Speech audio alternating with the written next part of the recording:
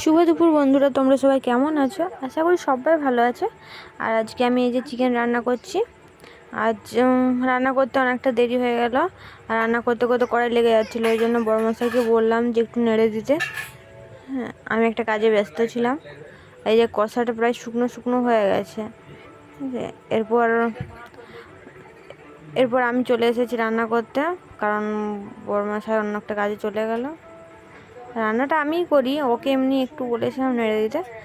আর এই যে কাঁচা লঙ্কা দিয়েছি, এখনই দিলাম, কারণ দেখলাম মনে হয় ঝালটা কম হবে, তাই জন্য কাঁচা লঙ্কা দিয়ে দিলাম। আর এমনিতে কাঁচা লঙ্কা দিলে টেস্টও ভালো হয়। জল গরম করতে দিয়েছি, জল গরম মাংসর মধ্যে দিয়ে দেবো। আর আলুগুলোও দিতে ভুলে গেছিলাম।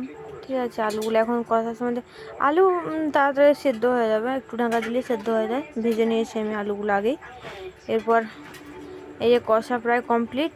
এরপর আমাদের দুজনের জন্য 2 পিস কষা নামাবো।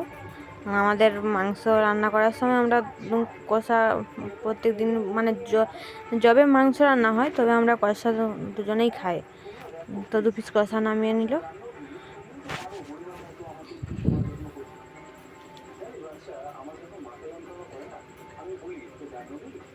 এরপর আমি জল ঢেলে দেবো।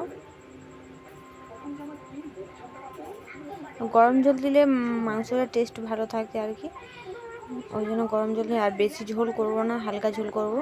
বেশি ঝোল করলেও খেতে ভালো লাগে না। একটু একটু ঝোল কম হলে টেস্টটা বেশি হয়। ঠিক আছে, তোমরা সবাই ভালো থাকবে।